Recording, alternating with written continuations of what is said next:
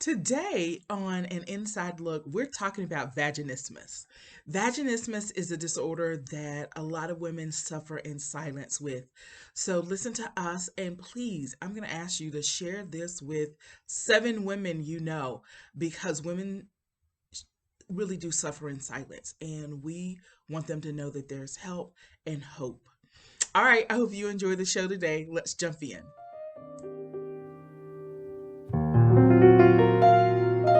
Joe, how you doing today?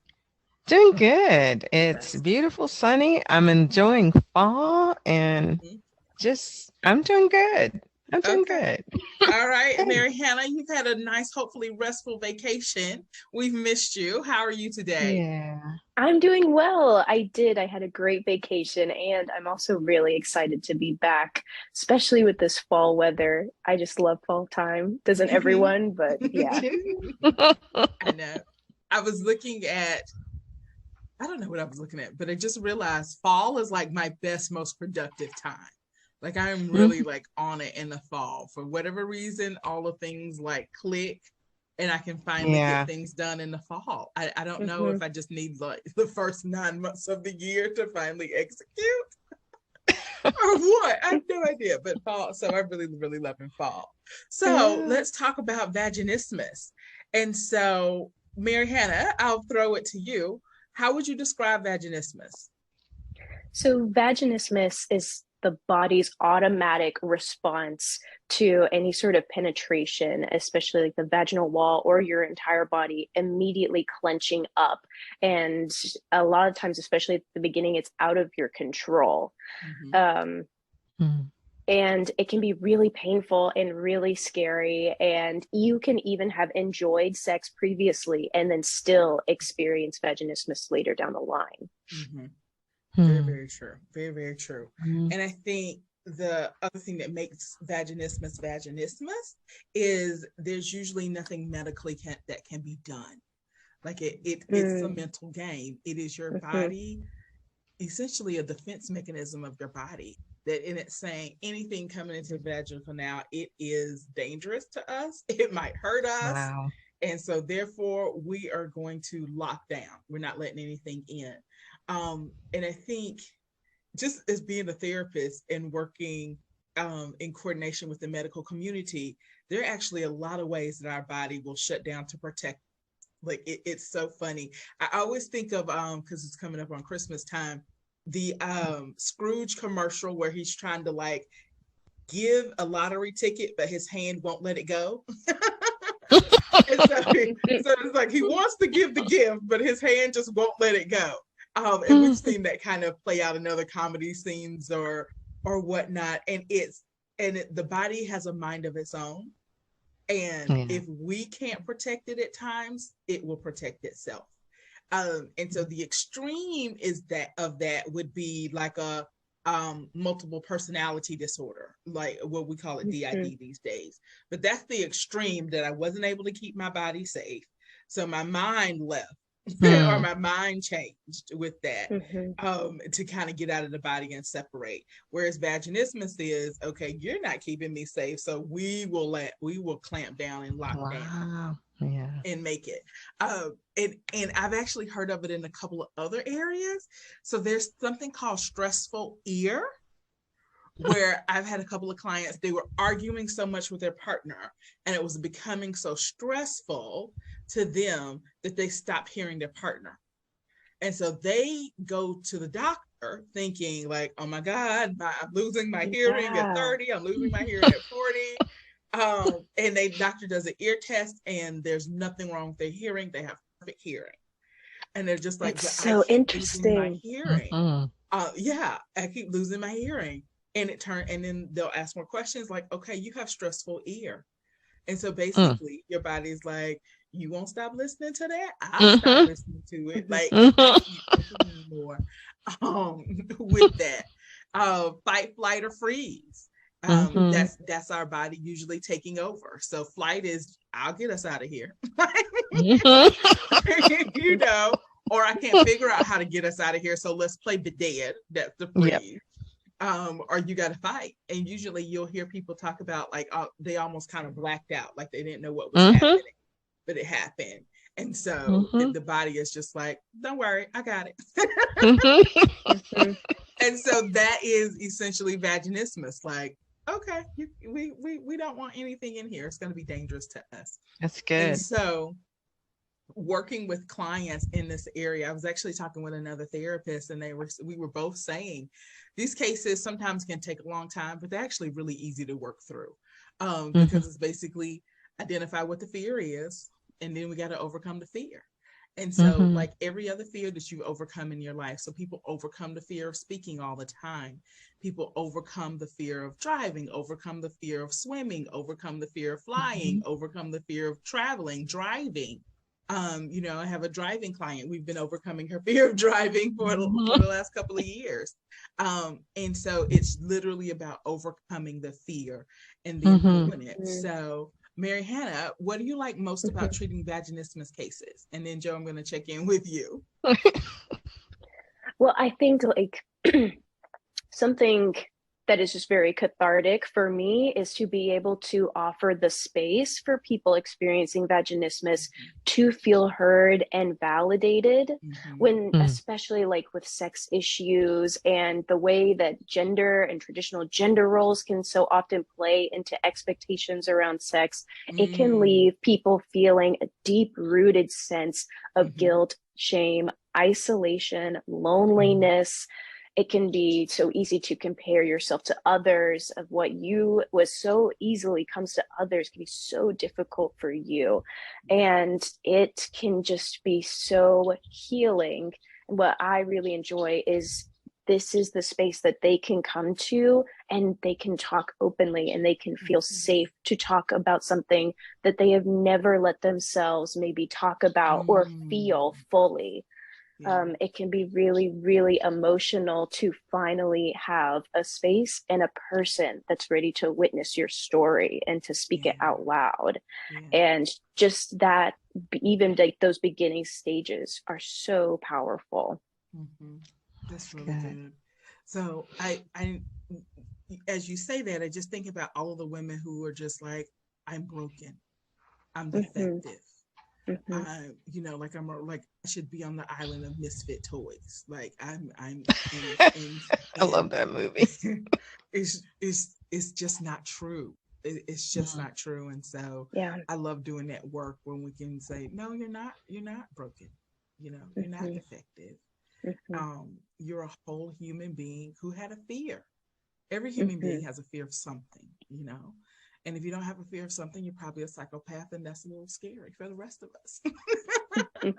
But everybody has a fear of something, and so you're not broken, you're not defective with that. So, Joe, what are you hearing on the phone when people are calling in and talking about this? I'm hearing the why, and this is so good. They call with what you were talking about, but don't know what it is. And so that's the thing. And once we kind of get through the conversation, it's exactly what you both have been talking about, but they're in a panic because they're like, well, what is this? And they've been going through this and they don't know why. And but that's the basis of it.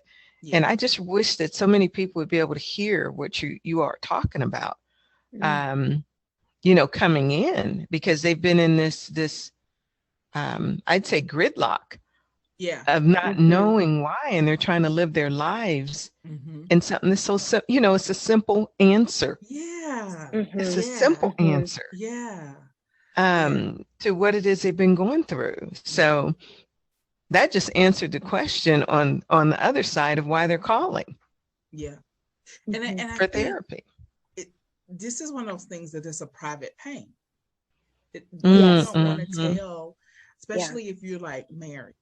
And the parents are starting to ask for, where are the grandbabies? When are y'all going to have grandbabies? I know a lot of women who just feel this immense amount of shame around it, and they don't know who to talk to. And there are some fabulous doctors out there.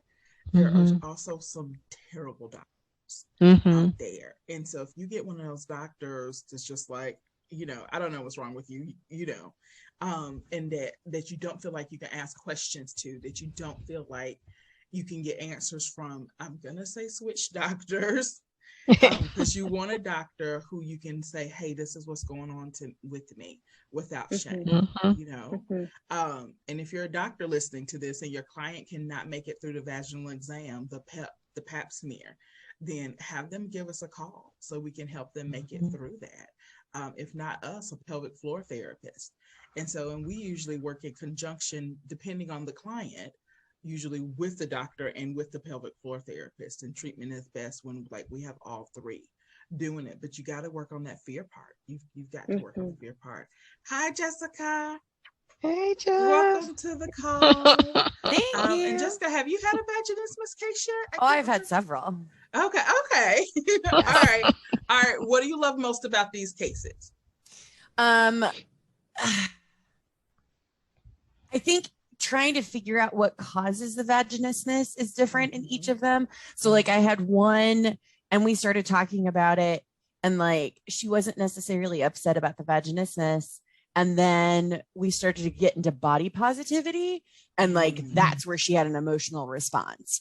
And it's like, oh, okay, we need to work on this before we worry about this other stuff, because this other stuff might come from the body positivity stuff. Yeah. So very much so. I remember I was trying to do more vaginismus cases and I was talking to my supervisor about like how do I do this and how do I get this like done, and I wanted it a real easy quick package to get. And it's like, Natalie, it doesn't work like that. Vaginismus doesn't work like that. Vaginismus could be caused because somebody saw something horrific on the news when they were 5. Or it could be because they don't like their partner, you know, or it could be, you know, a bad sexual experience, like who knows? And that's really the nature of the work, is kind of getting and finding out what that initial fear is, or what's that guiding fear and principle of why do you think you're not going to be safe doing this, and then changing your mindset to you can be safe. Like you can be safe. Hopefully you're with a partner who will treat you with loving kindness and tenderness. But the biggest thing is you believing that you have control and that you can keep yourself safe with that. Yeah. I think it would also be really important to evaluate, like, what does penetrative sex mean to you? And like, is it important? Do we need it? Like, there are a lot of things that I talk with my clients of like, why do you want penetrative sex? Like, or do you want it just because you think that's what sex is supposed to be? And like, and that is, you know, like, because a lot of people, and I don't know, we may have already covered this, like, there aren't nerve endings in the vaginal canal. So like a lot of that, like, oh, I'm going to orgasm due to penetration. Like, that's not a thing. Like, if you're looking for an orgasm, it's not there. Because so many women don't know this, so many men don't know this, but across multiple studies, across multiple years, we have identified that 70 to 80% of women do not have an orgasm from penis in a vagina sex. There are not enough nerve endings in there. So there's only about 20% of women who can. And I really think they're probably thinking off more than anything. Like they're excited for the whole experience with that. But if they say they're having a vaginal orgasm, I'll let them have it. But ladies, if you're not, you're normal. Like, I just want to repeat that. Like, if you're not having like an orgasm like they do on TV when the penis goes inside the vagina, you're normal. And so I've said this before, but we're out there. So let me educate, because I want to do, I love doing this. And because people are just like, wow, I never knew that. Like, wow. And so the penis is a wonderful thing. It is a wonderful thing that is multifunctional. And so the penis is able to urinate. It's for procreation and sexual pleasure. It does all three. The female body is very different. The vaginal canal is for procreation, and it doesn't have a lot of nerve endings in it. The urethra is for urination, and the clitoris on the female body is for sexual pleasure.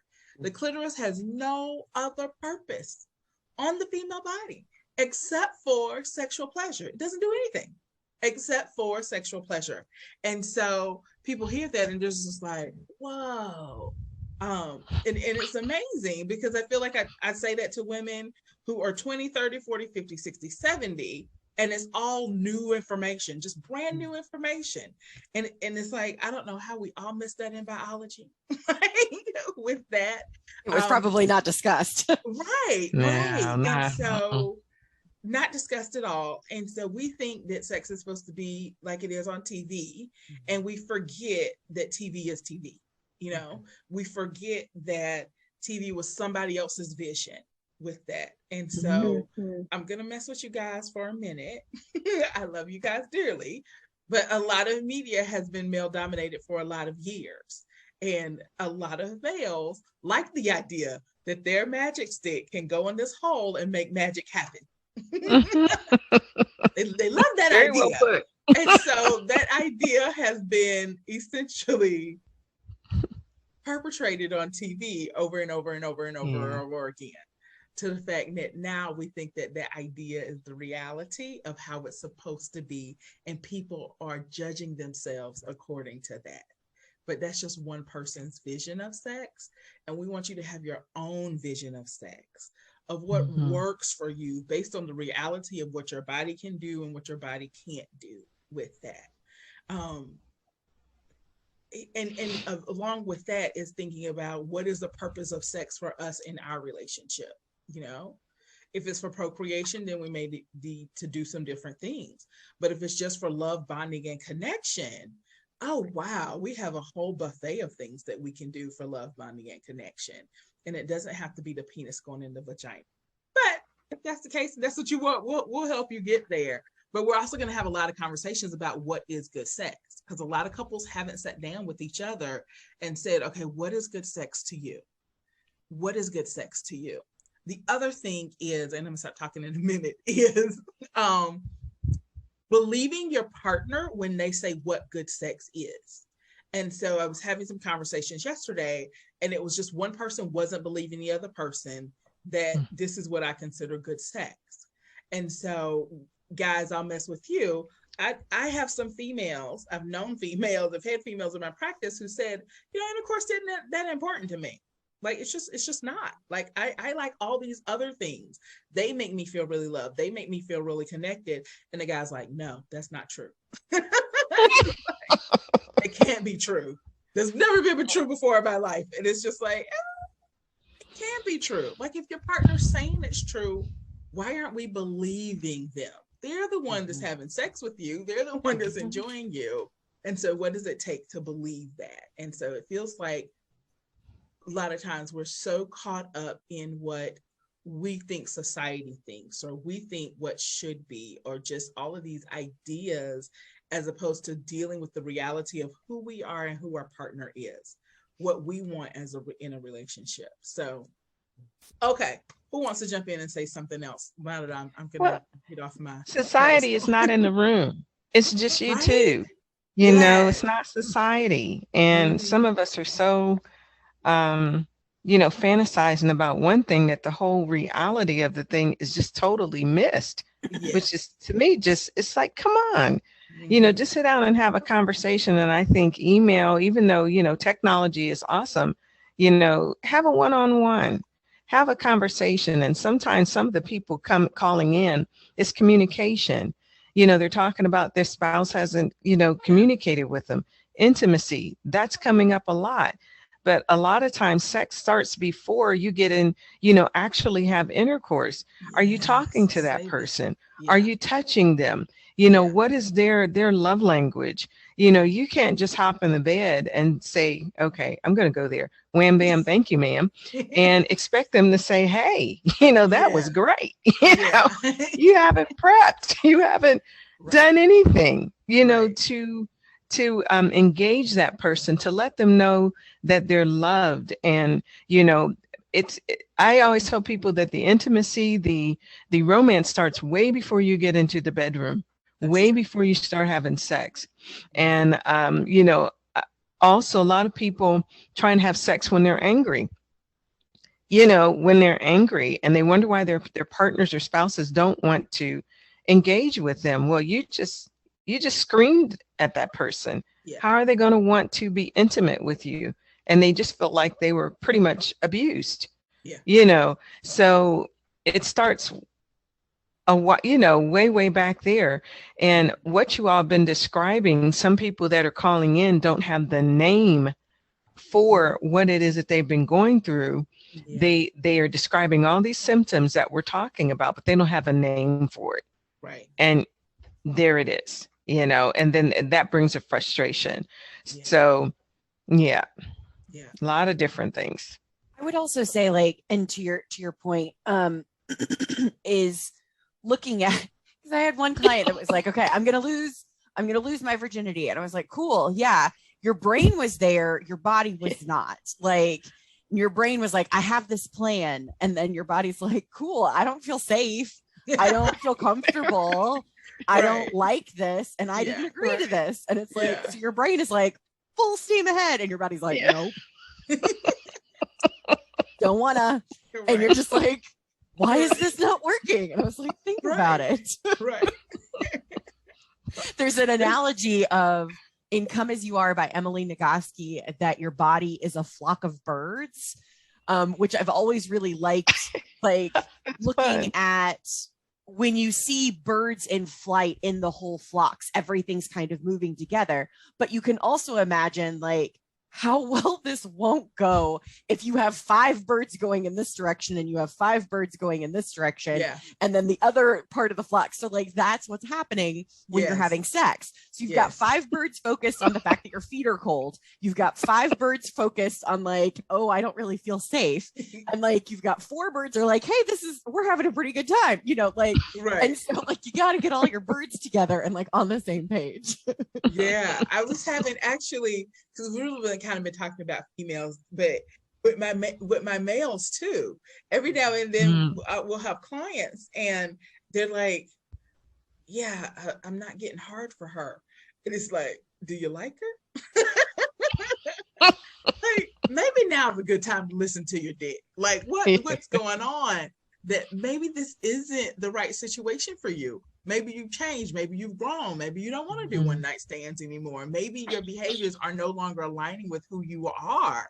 Like, maybe we should just listen to your dick. Just listen to your dick. And so with that, and so sometimes, like, definitely erectile dysfunction is a problem, definitely. But there are definitely also sometimes when you just need to listen to your body. Well, and along that, a lot of people don't realize that you can take vasodilators, which are basically ED medicine, but you still have to be aroused. Like, you can open up all of the blood vessels you want, and if they're still not doing it for you, no matter that medication's not gonna work. Right. Oh, that's so good. That's so good. Okay, we need to do a whole topic on like how to take Viagra and Cialis and all of that, because there are a lot of people who are taking it and then like looking down, waiting for something to happen. It's not working, and then they honestly think it's not working, and that's not it. That's not it. I want to go into the story of Viagra. Okay, real quick. Okay, the story of Viagra is it actually started as a heart medication. And then they realized it wasn't doing what it was supposed to be doing with the heart, and they tried to go get the medication back from all the people, and they realized a lot of guys are like, oh no, we lost the pills, oh they fell down the drain, oh we don't have those anymore, oh we threw those away. And so then they had to go research, okay, why are these people keeping the pills? And what was happening is, it was giving them great blood flow, which was giving them erections with that. With it being said, that is a bodily function, and we still have to have eroticism. We still have to have desire. And so a lot of guys probably can't go from having a knockdown, drag out fight with their partner to having sex, or feeling emasculated, or feeling less powerful or whatnot to having sex. There are some guys who can, but some guys who can't, and it's okay. It's okay. And so if you're a guy who maybe has lost his job for whatever reason, pandemic, or maybe didn't get a promotion or something, you're feeling less powerful, or you're in a relationship where you aren't feeling powerful with that, then it may not be erectile dysfunction at all. It may just be your body saying, I'm not into it right now. We need to focus on some other things right now. We need to get healed and powerful and feeling like ourselves in some other areas. with And I that. think that directly ties back to vaginismus. Like that is absolutely what can be going on in your brain as well. Definitely so. Definitely so. Yeah. Okay, Marietta. Yeah, I was just thinking about how even talking about vaginismus from the beginning, and this can apply to anything, like anything that you want to like change and grow from, is starting with small steps, right? I think so often this is such a big question mark and such a big unknown that it can be really tempting to just want to go to a therapist and get the answer and then change your life. And really, the reality is so much less jarring and so much less unsexy and unfabulous as that. It's what is the step you can take right now, and breaking each thing up into the tiny little pieces of what's the one step forward that you can take is what's about getting you to that end goal, which in and of itself can sort of be frustrating to realize. It's going to take a long time. It's going to take a lot of work. It's not going to be linear. Sometimes it's going to feel like it's worse before it's better. But it's that commitment to just one small step at a time that is what will eventually get you to where you want to be. Yeah, that was great. Small steps count. Small steps count. Okay, final words, Joe or Jess? Final words is just, I think it's more what Mary Hannah just said, just in a nutshell. It's just basic stuff. It's simple things. And it's also just sitting down and I call it just, and it's a medical term, but triaging, talking to yourself to figure out what something, it's just simple. It's just simple things sometimes. Yeah. With that. Sitting down and asking yourself the questions. Is it this, this, and this? It's like process of elimination. Sometimes like when you're having something painful going on, well, did I eat something? Did I, is there something I drank? Is there something outside of the normal routine? It's just sitting down and have a conversation with yourself and not always running out and getting to the internet and saying, can they answer it for me? What can you ask yourself? What have you done? What situation are you in? What are your surroundings? Sit down and think about it first and eliminate that. Some of the processes of elimination can help you a lot. That's really very simple stuff, basic stuff. Well, and I would add, I would just add to Joe's point of like, you can do that, but like, you also have to be honest with yourself. Like, you don't want to blame it on the hot dog you just ate when you're actually suppressing years of trauma, or you're in an incredibly stressful job, or you don't like the way that you look naked. Like, it wasn't the hot dog. Like, like you have to be honest with yourself if we're looking at changing some of those things. And so like the honesty factor is a big part as well. It is so hard to be honest with ourselves. It's so hard because oftentimes it requires us to look at ourselves differently, to think about ourselves differently, maybe to admit we're not the person we want to be or we thought we would be. I joke with my clients, we all think that we're better people than we really are. But that's the truth. We all have these ideas of who we are and who we present to the world and everything. And then sometimes when we have to sit down and say, oh, wow, this is a thing. Maybe I'm not as good. Maybe I'm or not vice versa. You're actually a lot better than you think you are because you have this poor self-esteem and poor view of yourself, and you're actually a whole lot better. It can go either way. So, all right, our time is up for today. So we enjoyed this conversation. Like, I really enjoyed this conversation today. But it means we got to have more conversations because now I want to have a whole one about ED and also we're this thing is coming up for a lot of my supervisees of males who cannot ejaculate inside the vaginal canal. And so we got to have that conversation and what that looks like. So here's the great conversations. All right, ladies, thank you for your time and y'all have a great day. Thank you. Thank you. I hope you enjoyed our content today. We are here at Atlanta Sex Therapy to serve. If you did like our content, please like, subscribe, and share it with a friend. Also, click the little bell so you can get notifications when we put new videos out. People don't know what sex therapists do, and we're trying to get the information out there and spread the word. So I'm going to ask you to send this to 3 people, because you never know who may be in need of more good information about sex. Thank you, and just have a wonderful day in life.